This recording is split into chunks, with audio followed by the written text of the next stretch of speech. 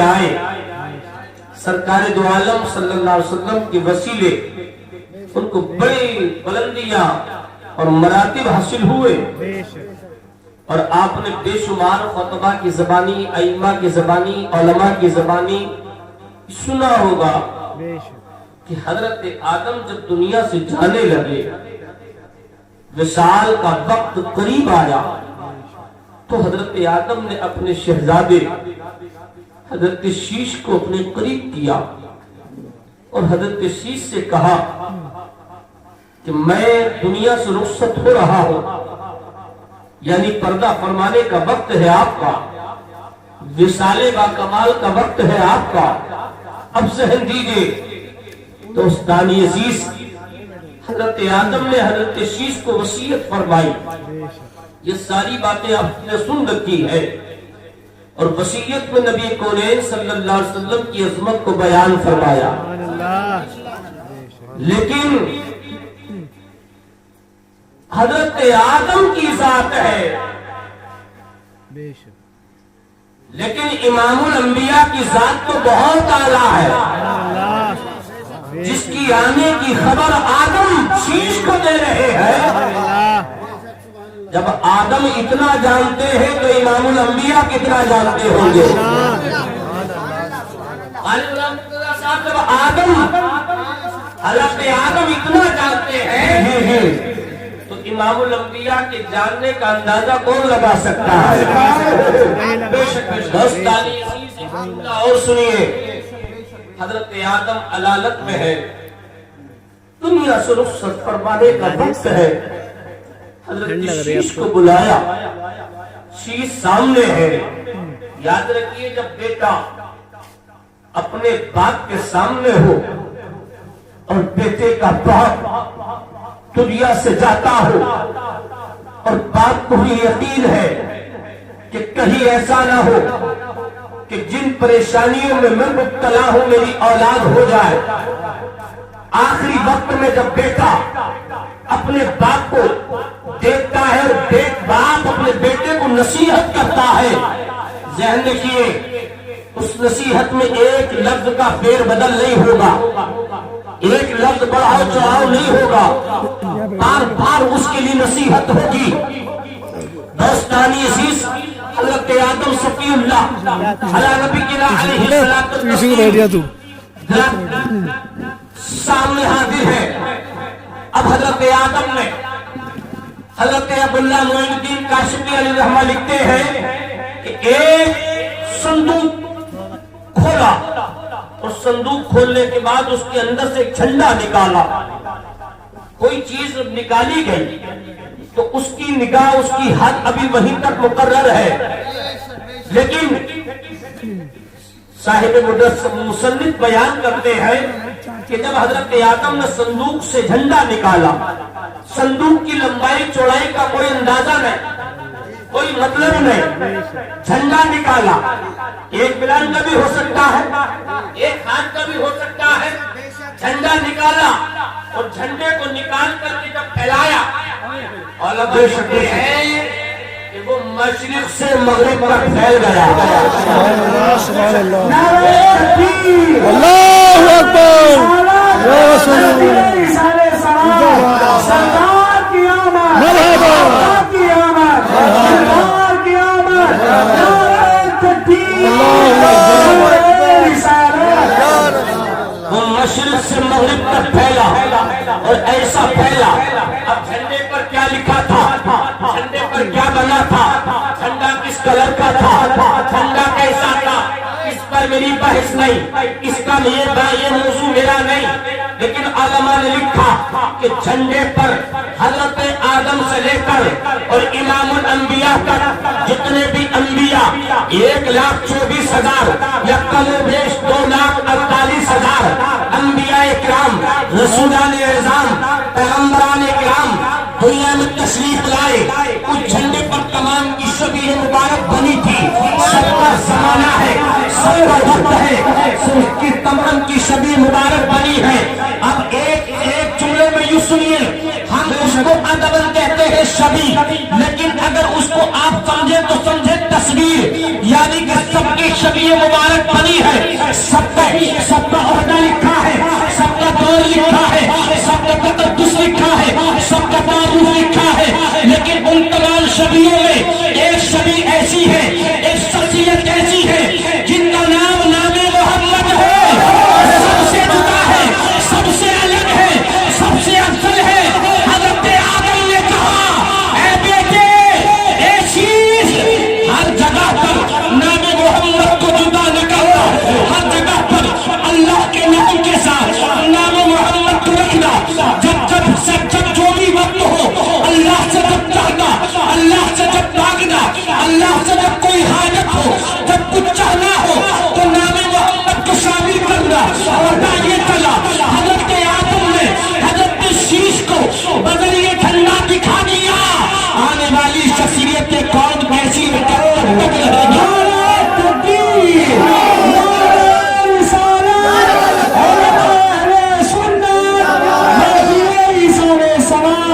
सरकार की आमद, आका की आमद, दिलदार की आमद, मुख्तार की आमद, नारे तकबीर, नारे रिसालत।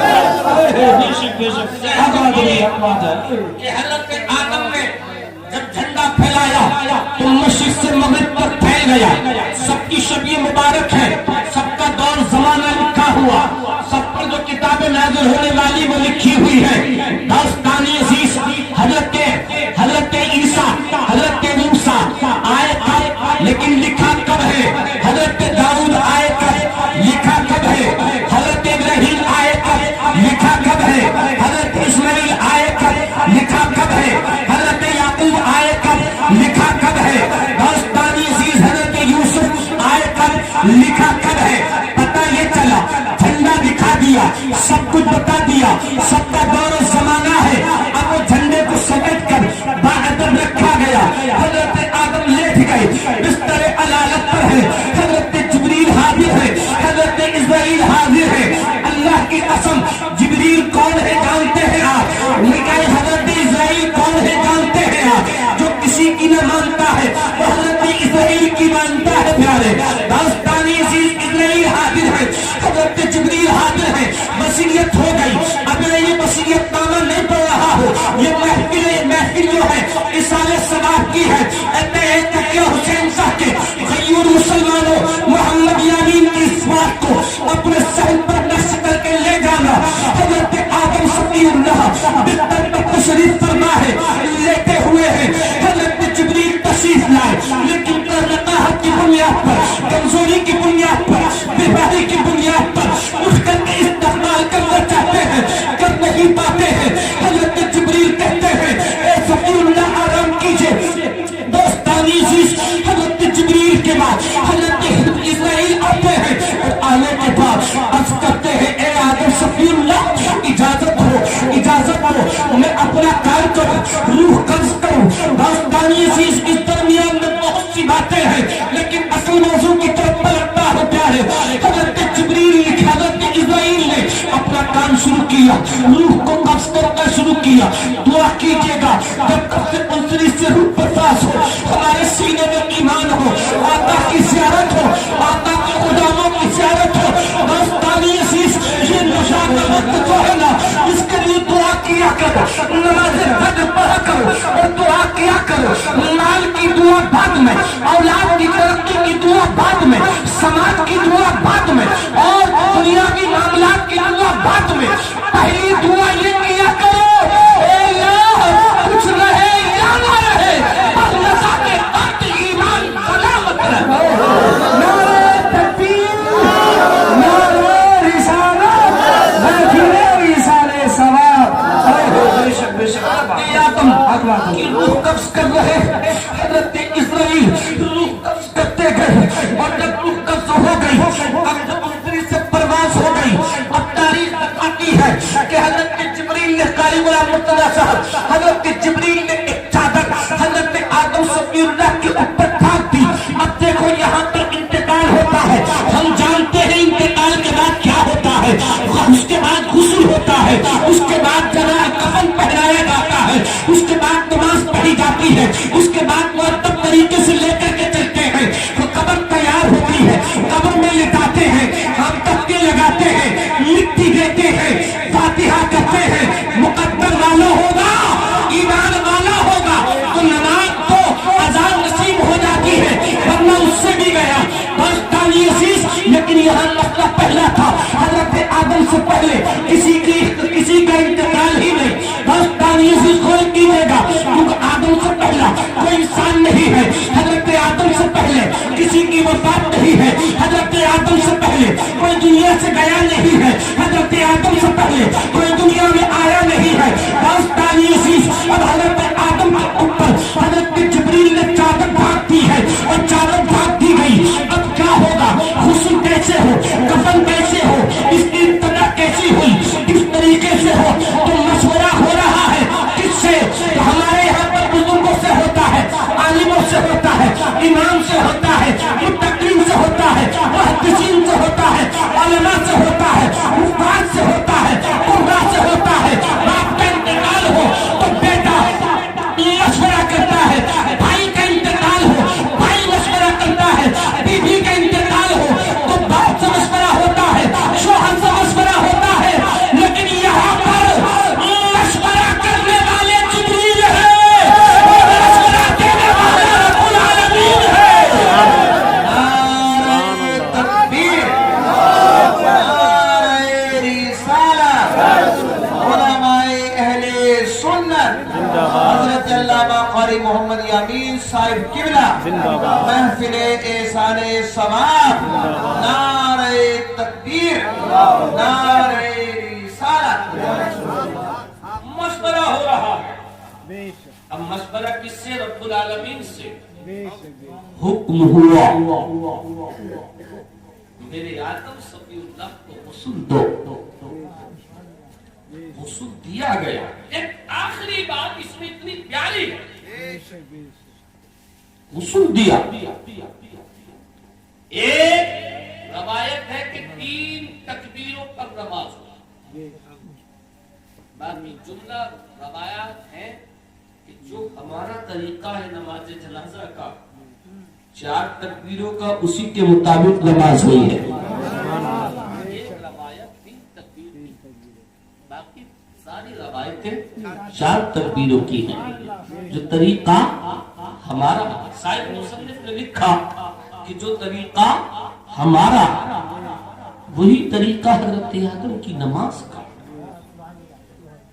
اب نماز کے لیے حکم ہوتا، نماز پڑھو، نماز جنازہ پڑھو۔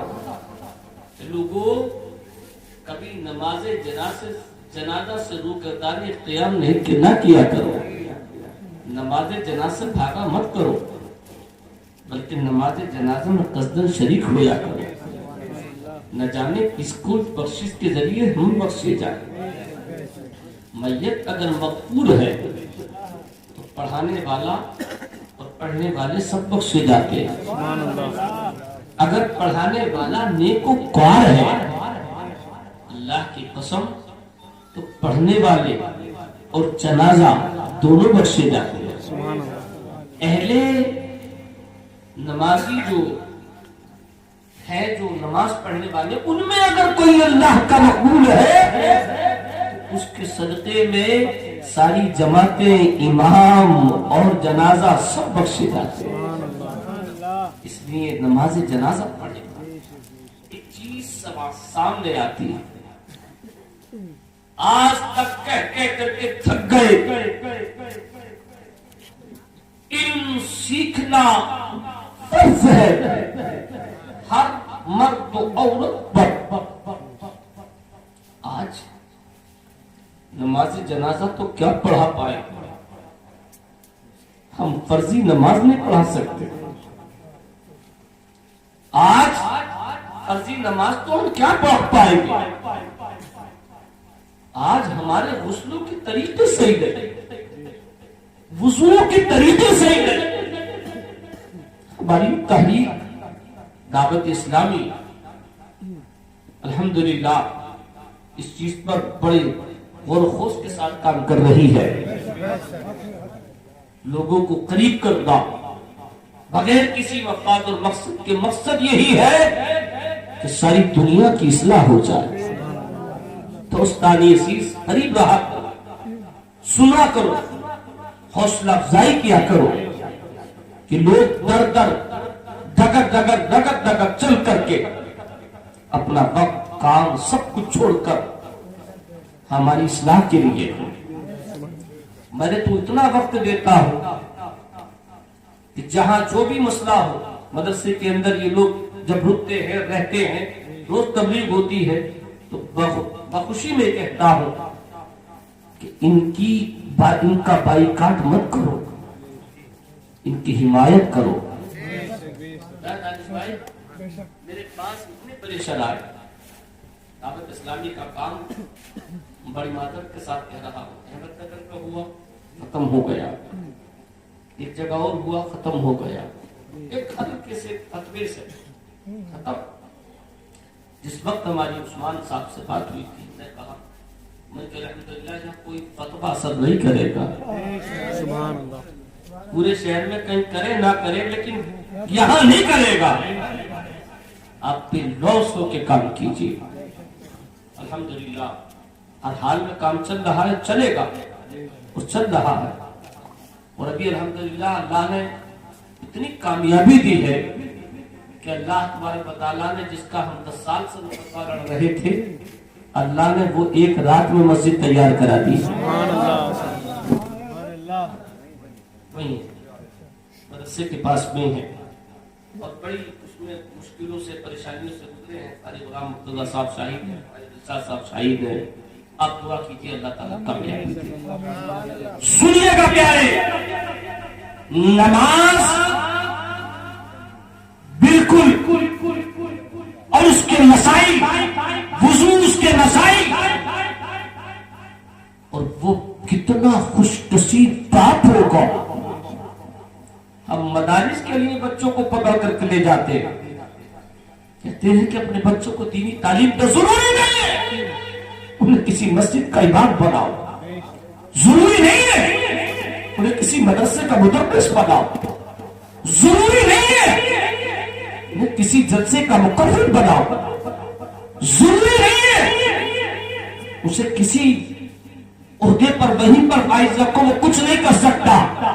ارے جو سینے میں اپنے قرآن کو حفظ کر سکتا ہے, اللہ کی قسم دوستانی عزیز وہ پائلٹ بن کر ہمیں جان کو آ سکتا ہے. قرآن اللہ کا وعدہ ہے. اللہ نے فرمایا کہ اگر اب اس کو